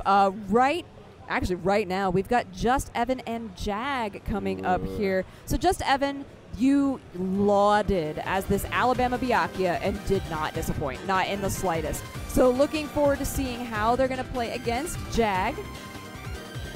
Not really sure what they're going to bring to the table, but they are ready to go. Oh, Seth. The moment that I followed this man on Twitter, immediately getting flooded with all the Seth retweets, getting flooded with all of the Seth comments on the Twitter page. You already know he's going to be bringing that to the table. Curious to see how it's looking because we've already seen what JUSTEVAN has been able to bring. And I loved it. This is going to be a really different match because before JUSTEVAN was playing against RYER. RYER does have some slower movement and things like that, whereas Seth, we hear so much about, he's got such fast movement, he's got so much fast pacing and things like that. How does my No, God. he said you walked in and now you're hit. Bye. JUSTEVAN is not even fake. I love that. The great read by JUSTEVAN. I mean, you can only do that on a read. Just knows exactly what these players want to go for here. There's your setup. Oh, that's really... I like that JUSTEVAN decided not to set anything up there and then went for that 3C instead. And then you're going to hit him with that 2-2X. Oh my God. That's perfect. That was a speed run by JUSTEVAN. And you get 200 meter as a consolation prize as well. We do have big supporter of speedrunning, the Yeti here, so maybe we're just combining 2 different loves. Uh-oh. Gets the 5A there. Some Byakuya players are a master with that A button. Seems like they're locked in more than peanut butter and jelly and more than Byakuya and their opponents in the corner. Oh, this is very mean. Yeah, you can't do anything. I like using the webs on one side and the 2-2s to get in there. Nice stuff from JUSTEVAN. Is this a double perfect? It is. You already know it is. JUSTEVAN making a statement here. Look at that. Unfazed. After getting the double perfect. No face. Oh my goodness gracious, I can't believe this. We have to see if Jag has the answers to this incredibly mean Byakuya machine here that is JUSTEVAN. Yeah, but the thing is, at least this time, Jag was able to get damage on the board. It's not much, but it's not a perfect, so that's a win in my book. And at the very least, you're able to make him block some sort of special, but there it comes out again, the 5A, and we've seen the snowball effect that Byakuya is able to bring to the table. I did not know that was going to go ahead and cross up. Yeah, you can use that Rekka string and then end it with the web in the air so that you can continue the combo. This is a pretty intricate combo, but I have to say JUSTEVAN is doing fabulously. Yep, go ahead and end it with all of the webs. I like the idea of the creeping edge to get out, but Evan is so aware. Oh my goodness, all the onomatopoeias are coming out from my end, but sometimes all you can do when you look at a player play is just go ahead and be in awe, because the way that this man JUSTEVAN has been playing has been that could get a medal at this tournament. Oh my goodness, this is very intense stuff. JUSTEVAN off camera looking very intense. Oh yeah, I'm loving the goth look already, and then it just gets exemplified with the fact that this is some of the most cool and calm play that we have seen in the bracket so far. Definitely, just very. Oh, but we can see something get started here from Jag. Like I said, you can't count them out. They are on the winners qualifier to get out of pools just like everybody else. Exactly. Yeah, gonna use the EX version of that. I was kind of surprised with that, honestly. Yeah, there it is. Not hit by the VO. Gonna be able to do a ton of damage here. You got 200 EXS. Probably gonna choose to spend some of it here. Yeah, just go ahead, IW. Spend all of it. Honestly, if the pistols come out here, I wouldn't be surprised. You already know that's gonna kill. Self has too little health. Byakuya has too much damage, I mean. And we are going to see JUSTEVAN go ahead and mosey on over to the winner's side, facing very little resistance, if we're being honest. Yeah, I mean, Evan, very impressed with their gameplay before, but really here, I think you just got to see him shine, because there's a world definitely where Seth can go into Byakuya pretty successfully. Yep. But JUSTEVAN, the way that they're playing right now, seems like they are complete fire. I'm loving it. Honestly, like I said, even though this is my only unique block, I will be following this man like a hawk, because I already know that he's going to cause some upsets. Like, I think when you're playing like this and you know that anybody can make a mistake and you see this level of capitalization, what that brings to the table is a player who can shake up anyone's fantasy bracket. And I think that's really cool. We've been able to see so many different things here already, because, I mean, I know we keep being like, it's day one, it's day one. I don't think it can be overstated how important it is that Uni is here all 3 days, and that we have that many people who are passionate about Uni, that wanted to enter, that wanted to be a part of the community, that are sharing the love for it. And I think that is really monumental for a tournament of the size like Combo Breaker. It's spectacular. Yeah, I mean, nothing else to it. It's like, I mean, when you get together as a community like this and you really are trying to show who's the strongest, that occurs at every single level. Right. You just want to be stronger than yourself. You might want to have, everyone has their own goals. You know, oh, I want to go not O2, or oh, I want to take a round. Oh, yeah. I want to get out of pools. Like, when everyone's able to set their own goals, magic begins to happen. And that's what we're seeing here. Yeah, we are seeing a lot of magic. And speaking of magic, former EVO champ SQUISH back here. So SQUISH, we saw earlier playing that Akatsuki, going against OVERCRACK here. Yes. I believe that this is the mirror, if I'm not mistaken, but I could be wrong. Oh, showing the camera something. That is a thing that we're showing. Shout out this old dude. Magnus! Oh, Magnus making an appearance. I gotta say, I've only seen this face burn into my memories on the Uni net play. We're gonna go into the button check here. Back in the good old days of delay based, seeing Magnus tear it up on the ladder was a I can't say a fun time, but it was a good time. They were good times. Not good times for me. I was not a fan of getting my butt kicked like that. Can't say. I'm sorry. I'm sorry for the memories. Yeah, but so we are going to get into this now. Yeah, I believe that this is a mirror, and it is. Yay! I love mirror matches. I think they're really cool. I like them, you know, as a competitor, as a player. I like them because I feel like I learn a lot from the other person. Yep. As a spectator, I just think it creates the wildest situations. So funny every single time. I feel like there has never been a time where a mirror match has ever disappointed. I always bring some good moments. My favorite actually was in Flashback, where we were able to count the number of flash kicks that Leia was able to pull out of the table. Amazing. You know, I was like, you know what? You only get moments like that in mirror matches. So I'm excited to see what two incredible players like OVERCRACK and SQUISH are able to bring to the table. It's looking like it's the SQUISH show as we get things started off. Yeah, SQUISH using all the colors that I think he's the most known for with this outfit. It's looking great. OVERCRACK, baby, what are you doing? Nothing. Oh, yeah. That was sneaky. It's looking like the answer is a straight goose egg until they get that punish. It's like, listen, if you got to this point, you already know your routes. Winners qualifier, someone is trying to get out with not only a nice little Chipotle card, but still in contention for both parts of that double elimination. That was looking really, really good for SQUISH. Okay, that was an interesting choice from OVERCRACK. I'm surprised that SQUISH didn't punish it more, just like how they're punishing this air approach like they are right now. Honestly, they both have so much meter. Oh, but there was that little bit of a shield on it, so they lost some of that EXS. Oh, boy. You already know it's going to be big damage if you don't drop it. Had two opportunities there, and you can't give SQUISH any sort of rope, or else they are going to turn into a cowboy at that. But OVERCRACK is going to try to redeem themselves here. I like the way that OVERCRACK, I mean, obviously, great handle on the combos here. Just about 4K into the corner. How does SQUISH overcome it? Oh, they're going to get a counter hit on it with the overhead, too. So it just stands there, blocks, and then you're using the overhead there coming up from SQUISH. SQUISH going for the Beatsatsu. Oh, no, this is looking like SQUISH can still go ahead and take this here. Goes for the guard throws, and it's going to get punished. Squish has done this time and time again. It's going to be more than enough to take this first game, even though that last I was looking right in the clutches of Overcrack.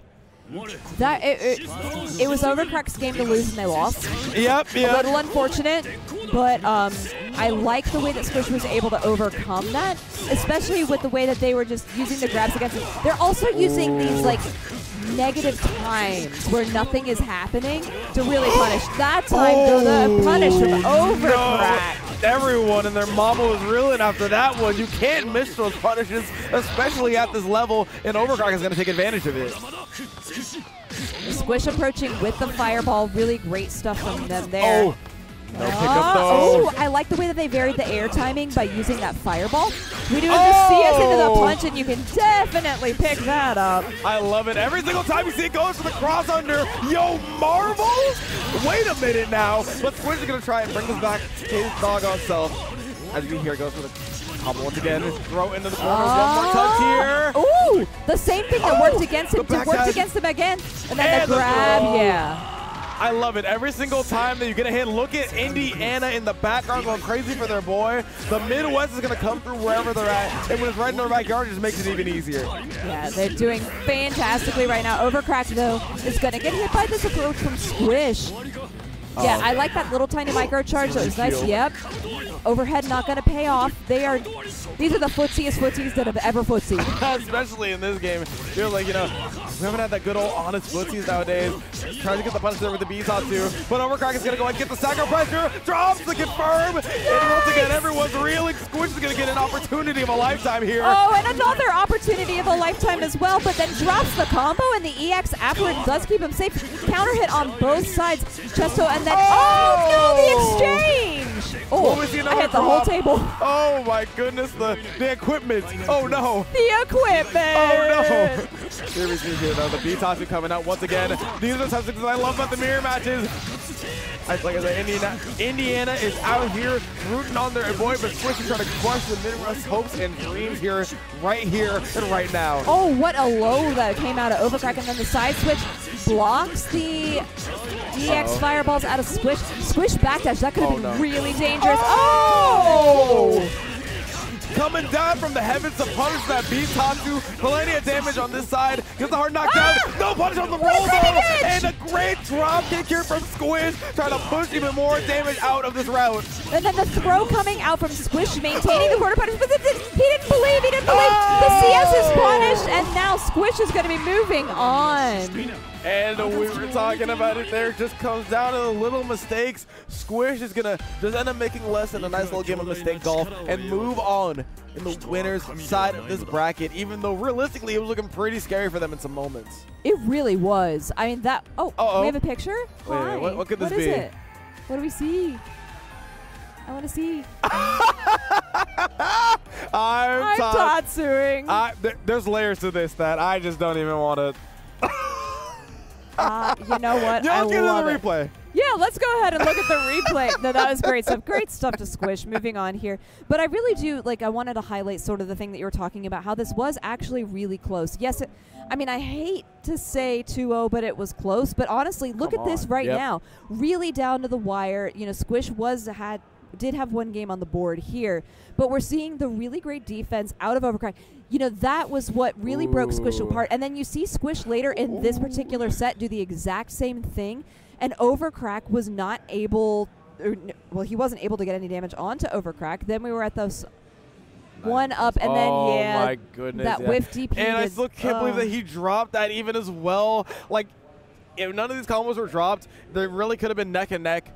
But it seems like the drops were just so much more substantial. It meant so much more on the side of Overcrack, especially looking at how that set even ended. Wasn't able to get the punish on that CS, and now we are going to go back and see even more players here. Yeah, so this is LUUSEI and OMICRON Alpha. So LUUSEI, OMICRON Austin. I'm sorry, I miswrote that. Oh, yay, OMICRON Austin. I'm sorry about that. Not a fraternity, but an incredible uni player nonetheless. Definitely. I mean, both of them very, very great uni players. LUUSEI got to know them a little bit more over the course of Melty. Melty being more of my personal intro into the competitive part of French Bread, which always really loved. Really, because I didn't start doing commentary until Clear came out, and I was not the best uni player at the time. I'm still not the best uni player at all, but I have a lot more fun with the game now that I understand it a lot better. Oh, 100%. I mean, look at this. I got to gas LUUSEI because he is from Golden State. My fellow California brethren came out to our NorCal Regional Flashback. Put up a pretty solid performance there as well. And yeah, very excited to see how he's going to do here on this hide. But Phonon is one of those matchups where you can sometimes you can just pull up and get smoked. So you got to be careful. Definitely. Phonon has so many potent tools in her kit. I think we're button checking. Yeah, this is gotta check the buttons. Make sure everything's all good. It is a good button check. It is good to check the buttons. You know what I love about this game? What? Even though they literally went out of their way, Kamone went out of his way to put in an in-menu button check. Yeah, I know where this is going. You gotta see the buttons play out in action, or else you really can't confirm that they're checked. But I like the Bumblebee Phonon colors. Those are cute. It's really cute. I mean, there's so many things and so many nice touches. Speaking of Kamone, that Kamone and RYAZO put into this game. Big appreciation to both of them for everything they've done, especially the hard work that they did at the launch of this game and continue to do and support. Kamone listens all the time. RYAZO is watching streams constantly. Really great to have that level of support. OMICRON Austin going in, but LUUSEI, great blocking and a grid break as Hyde comes on in. Yep, we already know that. This man LUUSEI loves to represent that assault there and takes advantage of the fact that Austin, kind of on the opposite side of things, wants to go ahead and represent that low shield. And look at the advantage that LUUSEI is able to pull from it. Big corner combo here, using the EX version of that to get started. I thought he was going to go for the pogo, but that neutral jump into the low was really mixy. I like it. Now, the reason why he even went for that low there is because everyone out there, including me and including you, as you stated, were expecting that pogo to come through. Yep. No one's ever expecting the low there. And now OMICRON Austin is going to go ahead and get a nice little advantage of their own cooking up. Yeah, now Phonon does have, like I said, has a lot of tools. She operates great at that range that we were just seeing. But LUUSEI is so calm, so collected, no stranger to the big stage, and is able to get a lot of damage out and actually take the life lead in this set. Oh my goodness. You already know that starter is going to be huge. Hyde some of the bigger damage in this game. He's going to elect to go for the meter. Instead, goes for the pogo. That would have been ambiguous in any other game, but might have confused OMICRON Austin as LUUSEI is able to take two extremely dominant rounds in this first game here. Look how calm. I love it. Just like, okay. Stone faces all around. You think we're in England right now. Like, come on. It's like you think you're in Easter Island, got the Mao heads all on deck. I'll let their poker heads out blocks here. the overhead. I love that was the most perfect block low react high moment because LUUSEI immediately down back and then was able to stand up, and now OMICRON Austin getting some damage of their own. Yet, oh my gosh, also the sound design of that slap. Oh, really great way to stop that kick from coming out, because if you whiff that, it's big trouble. Oh no, the crumple state caused there by the dash C. We've all seen it and we all know it, but I don't think we quite all love it. Big damage out here from LUUSEI as they try to push this advantage even further. It's looking like OMICRON Austin is up against the ropes once again. Definitely is. I don't know about, there's the pogo there. See, now what I'm expecting next time that the pogo is dropped, or that pogo has not worked, is that we go for the low. Yep. Start mixing it up. The way that LUUSEI is training Austin to respond is very visual right now. Visible. 100%. It's like, it feels like we are seeing these true visual conditions coming out right now. Like I said, when you play a bunch of different fighting games, a lot of the fundamentals have to overlap at some point, and conditioning is one of the huge ones. Making sure that your opponent does exactly what you want him to do, just like that green shield, and the capitalization from LUUSEI once again. Great conversion into the knockdown once again. One more touch here will do it, especially with the CS on deck for LUUSEI. Yeah. Oh, so OMICRON also was able to open things up. I was actually watching to see if LUUSEI did the neutral jump into the low, but didn't get the chance. There was a tech and another punish on the landing. Okay, that time does not work anything out, but the pogo and the side switch, and there was the low coming out immediately after. OMICRON and Austin is going to win the cycle. Was able to see what was coming out. Black Orbiter does not connect though. LUUSEI is taking a lot of damage here, but I don't think OMICRON Austin is going to be able to even up the life lead. Oh! That shield. You have no more shield on deck now, regardless of everything. The run-up dash back to Hyde Classic, and now you got to be so careful. One more chance, one more opportunity for you. Yep, no chip damage on the table. And there, what did he win with? The neutral jump into the low. There it is, the lows. The lows from the air will get everybody. Gets OMICRON Austin, unfortunately, but LUUSEI is going to go ahead, get the nice clean 2-0 and move on to day 2. Oh my gosh, it's so good. Oh, this is some, we were so lucky to have these pools that we got during this block because we've gotten to see really high-level uni gameplay. And speaking of high-level uni gameplay, we're getting 2 players that we've already seen on here coming back up. Sparks, who was playing Eltnum, and Tabby, who is playing the Wagner. But let's take a look before we talk about them, about this LUUSEI versus OMICRON Austin match. Look how clean LUUSEI's movement was here. Yep. I mean, that's the thing. I remember I actually ran his pool at Slashback, excuse me. And the one that I can remark is like, all right, like, this man just seems to have it very figured out. Mr. Fundamentals, at least of the pools. Like we're going to see here, goes into that pressure. Lots of scrambly situations, as would be expected from this matchup. Ends up going into the low. Nice little fist bump coming out. And, of course, we are going to see LUUSEI, who is going to be moving on into the bracket on to day number 2 here. Yeah, I think LUUSEI, one of the people who everyone would like expect to do really well, has been doing really well. Again, we could see it there. Great, calm gameplay on that hide, doing really, solid combos. And actually, I think what stood out to me the most about LUUSEI was the way that they were able to just get in the headspace of OMICRON Austin. In particular, their corner, the way they would change up their corner combos was very impressive, and I loved that. So Sparks back out here. Before they did have the Eltnum, it looks like they were doing that again. So we are going to see Eltnum versus Wagner. The girls are out. Yeah, they're out in full force as we get here, coming towards the tail end of our block here today. I'm excited to see how this one's going to go. I am too. Saw good stuff from both sides for sure. Yeah, so Sparks, the last time we saw them, went down to went down to Star 2-0, and Tabby went down to Squish. Yep.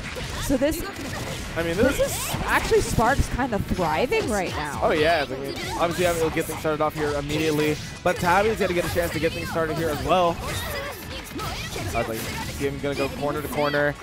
Now, even though the damage isn't necessarily the highlight of those Wagner combos, that corner carry and the situation that sets up afterwards is always a treat to look at. Yeah, the problem that Sparks is having right now is they haven't gotten a chance to reload. They have no bullets right now. If they get a hard knockdown here, I would expect to get them. Yeah, and they got a perfect reload as well. Yeah, it's like, I mean, that's one of the things you have to. It kind of sucks that when you have no bullets, you have to sacrifice the damage and some frame advantage, and Tabby's able to take advantage of it there and draw first blood here in the set. Really, I feel like Sparks' biggest issue is that they were trying to find a place to reload and just could not get it. All right, yeah, getting this hit in. Tabby is looking pretty dominant. I mean, Tabby, huge monument of this entire scene. And seeing her kick butt right now? Ridiculousness. Oh, come on, Tabby. Showing off a little bit. Like, you know what? That ain't nothing to me. Like, listen, we're good. It's like, it was high, Could have been better. It's like, as you said, pillar of the community for sure. Has been holding it down on the Unicoms. Has been holding it down for Oregon, as you see Empire here going down to the PNW. Yeah. And now trying to hold it down on the sticks here as they try to get out of pools. And holding down Eltnum in this corner. Oh my, it's just a domination station here from Tabby. Someone is booking their ticket out here, and Tabby's like, you know what? It's gonna be me, no NSYNC. Come on here. Okay, I wish you could have seen, like, both me and production. We just stopped. That was amazing. Oh boy, we're having too much fun over here. Heck yeah, we are, because we're playing Uni. Not 1, not 2, but 3 different days, and right now we're finally getting to see Sparks pop off a little bit on this character with this Eltnum. Yeah, we're going to get the throw, and then what we saw before, the EX throw again. Reset! Ooh, this is nice. Reset Americano. And here comes Spark, going to go right into the DP. It should kill, bring us down, taking no prisoners. And we're putting rounds on the board, our doggone self. Let's go, Sparks. I like it. Tabby, though, the dive kick to start this one off. Like, I didn't like how you won that, because I was winning and I want Chipotle. That's kind of what I hear like Tabby say. Like, listen, The Burrito Bowl is calling both of their names right now. They are hungry, not only for that Chipotle, but for this W. Sparks trying to keep themselves in this one because we're on the loser side. 1 round and you go home. Frame down to the dirt, reload on him with the purple bullets, and the VO comes out from Tabby. Yeah, that was a big VO. That's going to reset into the neutral for them. We got a tech hit afterwards, too. Ooh. Oh, but Tabby is caught by the EXDP from Sparks, and now could go back in the other direction. Yeah, open up by the low. Sparks putting one on the board. Sparks making Tabby's yelling. The audience is yelling at Tabby. We're all yelling. Oh, look at him telling him to. Oh, talking to him. We're gonna have to get some lips on that last I heard that was I believe what she said. Something was like that wasn't a good, like that wasn't supposed to be a DP or something. Is what it looked like. All right, talking to the people a little bit, let them know their intentions. But talk is cheap in the art of battle. As we see here, only one more game. Making sure that our last out of the day is an absolute banger going all the way down to the wire here. Oh my gosh, yeah, that perfect reload coming out for Sparks too. Yeah, oh, Nine's creeping edge to get out of the corner and then immediately blocks if they were hit, counter hit on both. And that means that Sparks is going to win the cycle here for Rig. Oh no, Sparks is showing off the aerial tactics right now. Goes for the stacker, like I said, is able to just get those really awkward windows. I hear somebody yelling. I don't know if that's Tabby or that's the crowd. Gonna take him all the way down. Tabby was silent. Look at him go. Sparks looking great. Sparks feeling themselves too, shaking the shoulders a little bit, and they should. They're really making a good change. Here. Unfortunate with that AB is allowing Tabby and a big charge. I don't know what that could have possibly been. Might have been going for Sparks of their own. Accidentally gets the grab. It's going to be extremely unfortunate. Oh, wow. Yeah, I think Tabby was expecting that creeping edge to go through, and Sparks did not, was able to start this combo going. Yep, go ahead. Hey, reload. Oh, I already hear y'all saying it out there. Come on, y'all ain't slick. Anyway, got to go right there into the shield bash. Throw out here from Tabby, trying to keep themselves in this thing. As we said, Sparks has 1 round to win it all. You're going to push that advantage there. Tabby has 1 more round of contention here. You can't make any mistakes on either of their sides. No, Sparks just won the cycle too, and they are working with all the meter. Ooh. Tabby dive kicks once again. The low does open up Sparks though, and now Tabby is able to start a little bit something. Double low into CBO. Yeah, going to be able to take it. Sparks, oh, Tabby is not pleased with that. Tabby is not pleased at all, but Sparks did do a great job adjusting and learning, because Tabby ran away with that first game. 100%. And Sparks, I took that. He's like, I did it. Yeah, Tabby is, you can tell Tabby's like, man, not pleased. Yeah, it's like, I mean, shout out to man, got to disconnect the pads, but we got to connect right on into this instant replay. As you were talking about before, Tabby was just having such a dominant performance in that first game, closed it out with 2 dominant rounds in a row, and put another perfect up there on the board. It was looking like Tabby's game, but the reset from Sparks was going to change the tides there. It did, and you can see here the way that Sparks just gained so much confidence throughout the rest of the set, and that their combos were cleaner, their confirms were much more consistent, and then, you know, the confidence exceeded expectations and was able to just take this. Tabby put 1 on the board, but Sparks put on 4 in a row. 100%. I mean, you could tell what type of player somebody is by how they perform on the loser side, and we could see just the nature of Sparks as they're able to just go ahead. Look at this. No sort of slip-ups from them. Gonna get a shake of the head from Tabby, as that is gonna close out the last match of a outstanding block of pools play here today. Overall, Jalen, how are we feeling about the play that we saw here today? Because I know I have some words myself. Okay, I'm really excited to see what you have to say about it, because I've been very impressed. I think out of all of the pools blocks that I've ever commentated, which is a lot, that the level of gameplay here, just as a whole, it set a new standard. It was it was at the ceiling. It really, really was exceeding expectations. I know I just said that, but like, the level of gameplay that we had here, yes, we get, you know, a little bit more hand-picked as far as the pools go and what we get to see on stream, but every match was a banger. There was no disappointment. I didn't see, you know, any like real scrambly gameplay or things like that. I think that just the level of player that we have here at Combo Breaker was able to shine during that pool. What are your thoughts? 100%. I mean, honestly, this is just a testament to what I feel like Uni2 has ended up shaping up as. Even though we might not be the biggest tournament in the venue, every single bracket, no matter whether it's 60 people or 600 people just like this one, is chock full of amazing players that are able to just put their talents on display here. Absolutely love to see it. But as all good things must, this must come to an end. I had an incredible time here commentating. It was an awesome time. I'm Avian, and of course, y'all already know Jadelyn. Come on now. Tell the people where they can find you. You know, you can find me across all social medias at Jadelyn Gaming. And what about you? At Avian FGC. See it down here. Check those out, please. You know, when the number goes up, my brain gets very happy. But as we said, that's going to be it from us. We are going to throw it to a quick break, and then we're going to have even more incredible matches brought to you by our very own Tabby, who sadly had to tuck her out. But that is it from us. We are going to catch you guys on the flip side.